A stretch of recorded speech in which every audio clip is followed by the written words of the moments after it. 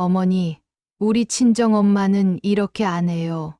새벽 5시부터 손주를 돌보고 이유식을 만들고 빨래를 하고 집안일을 하는데 돌아오는 건 이런 말뿐입니다. 60대 시어머니 한 분이 저에게 보내온 사연입니다. 며느리를 도와주려고 매일 온 힘을 다하는데 정작 본인은 인정은커녕 지적만 받는다고 합니다. 나는 진심으로 하고 있는데 왜 내 노력은 아무도 보지 못하는 걸까요? 이 말 한마디에 얼마나 많은 아픔이 담겨 있을까요? 오늘은 이 이야기를 여러분과 나눠보려 합니다.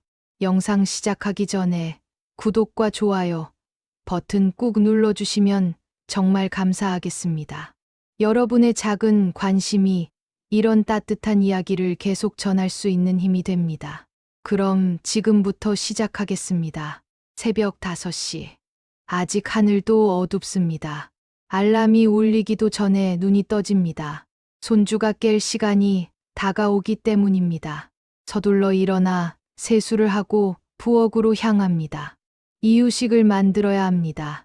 어제 저녁에 미리 불려둔 쌀을 꺼내고 당근과 브로콜리를 다듬습니다. 손이 예전 같지 않습니다. 관절이 뻐근하고 손목도 시큽니다. 하지만 멈출 수 없습니다. 손주가 배고파할 시간이 다가오니까요. 믹서기 소리가 너무 크면 며느리가 깰까봐 조심조심 돌립니다. 이유식을 소분해서 냉장고에 넣고 오늘 먹을 분량은 따로 덜어둡니다. 시계를 보니 벌써 6시입니다. 거실로 나가 바닥을 훑어봅니다. 어젯밤 손주가 가지고 놀던 장난감들이 여기저기 흩어져 있습니다. 하나하나 주워 담으면서 생각합니다. 아이가 넘어질까 봐 미리미리 치워야지. 무릎을 꿇고 바닥을 닦습니다. 허리가 아프지만 참습니다. 세탁기에서 삑 소리가 납니다. 어젯밤에 돌려놓은 빨래가 다 됐나 봅니다. 서둘러 빨래를 꺼내 베란다로 향합니다. 손주 옷은 특히 조심해서 털고 널어야 합니다. 작은 옷들을 하나하나 펴서 걸다 보면 어느새 30분이 훌쩍 지나갑니다. 7시가 되자 손주 방에서 소리가 들립니다. 깼나 봅니다. 재빨리 방으로 들어가 아이를 안아 올립니다. 우리 강아지 일어났네. 할머니가 여기 있어. 부드럽게 속삭이며 기저귀를 갈아줍니다. 이유식을 데우고 아이를 안고 앉아 한 숟가락씩 떠먹입니다. 아이가 입을 벌리고 잘 먹어주면 그나마 다행입니다. 하지만 오늘은 고개를 돌리며 뱉어냅니다. 왜 안 먹니? 맛없니? 걱정이 앞섭니다. 한참을 달래고 나서야 겨우 반쯤 먹입니다. 그러다 보니 옷에도 바닥에도 이유식이 튑니다. 다시 걸레를 들어야 합니다. 아이 옷도 갈아입혀야 합니다. 정신없이 움직이다 보니 어느새 9시입니다. 며느리가 일어나 나옵니다. 어머니, 벌써 일어나셨어요? 피곤한 목소리로 인사를 합니다. 아침 먹어. 내가 국 끓여뒀어. 며느리는 식탁에 앉아 밥을 먹습니다. 그동안 저는 아이를 안고 놀아줍니다. 아이가 칭얼대면 달래고 장난감을 던지면 주워주고 기저귀가 젖으면 또 갈아줍니다. 점심시간이 다가오면 다시 부엌으로 향합니다. 며느리 식사 준비를 해야 합니다. 냉장고를 열어 재료를 꺼내고 도마 위에 올립니다. 칼질하는 손이 예전 같지 않습니다. 자꾸 미끄러지고 힘이 안 들어갑니다. 오후가 되면 손주를 재우려 애씁니다. 안고 토닥이고 자장가를 불러주고 방 안을 천천히 걸어 다닙니다.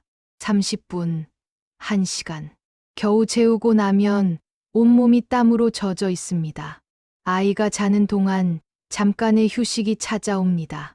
하지만 앉아 있을 수만은 없습니다. 밀린 설거지를 하고 빨래를 개고 저녁 준비를 미리 해둬야 합니다. 그렇게 하루가 지나갑니다. 아침부터 저녁까지 잠시도 쉬지 못하고 움직입니다. 저녁을 먹고 나면 몸은 천근만근 무겁습니다.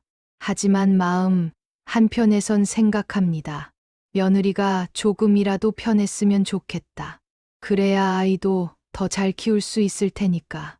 이게 제 하루입니다. 아니, 손주 육아를 돕는 수많은 할머니들의 하루일 겁니다. 누군가는 이걸 당연하다고 생각할지도 모릅니다. 하지만 우리도 사람입니다. 우리도 피곤하고 아프고 힘듭니다. 그렇게 온종일 움직이고 애쓰는데 정작 돌아오는 건 따뜻한 말이 아닙니다. 어머니, 우리 친정엄마는 이렇게 안 해요. 손주가 조금만 울어도 이 말이 나옵니다. 애가 왜 이렇게 칭얼대죠? 뭘 잘못 먹인 거 아니에요. 이유식을 거부하면 제 탓입니다. 어머니가 너무 많이 안아줘서 벌은 나빠진 거 아니에요? 아이를 달래주면 이것도 문제가 됩니다. 처음엔 그냥 넘겼습니다. 며느리도 육아로 예민해져서 그런 거겠지. 이해해야지.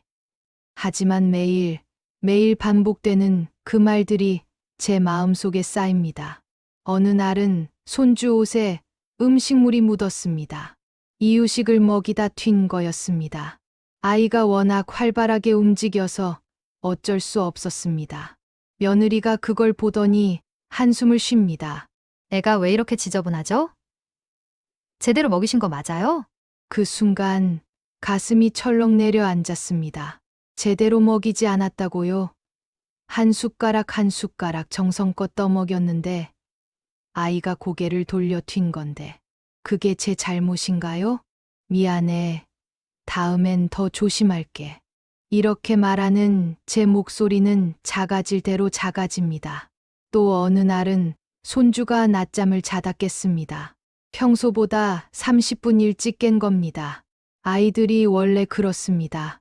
어떤 날은 오래 자고 어떤 날은 일찍 깹니다. 며느리가 물어봅니다. 어머니, 애 재우기 전에 뭐 하셨어요? 왜 이렇게 일찍 깬 거예요? 제가 뭘 잘못했다는 투입니다. 재우기 전에 너무 많이 놀아줬다는 건지 아니면 충분히 재우지 않았다는 건지 어떻게 해야 하는지 모르겠습니다. 그냥 평소처럼 재웠는데 제 대답은 늘 이렇게 힘이 없습니다. 비교는 계속됩니다. 우리 친정엄마는 이런 식으로 안 하는데 친정에서는 이렇게 했거든요. 매번 친정 엄마와 비교당할 때마다 제 존재는 점점 작아집니다. 저도 나름대로 최선을 다하고 있는데 왜 항상 부족한 사람 취급을 받는 걸까요? 제 방식은 왜 항상 틀린 걸까요? 밤에 누우면 그 말들이 자꾸 맴돕니다. 내가 뭘 잘못한 걸까? 내가 정말 손주한테 안 좋은 영향을 준 건가? 내가 늙어서 감각이 떨어진 건가? 스스로를 의심하게 됩니다. 예전에 제 아이들을 키울 때는 자신 있었습니다. 하지만 지금은 모든 게 불안합니다. 혹시 제가 정말 잘못하고 있는 건 아닐까? 혹시 손주에게 해가 되는 건 아닐까? 이런 생각이 들 때면 죄책감까지 밀려옵니다. 내가 도움이 되려고 여기 있는 건데 오히려 방해만 되는 건 아닐까? 어떤 날은 거울을 봅니다. 주름진 얼굴,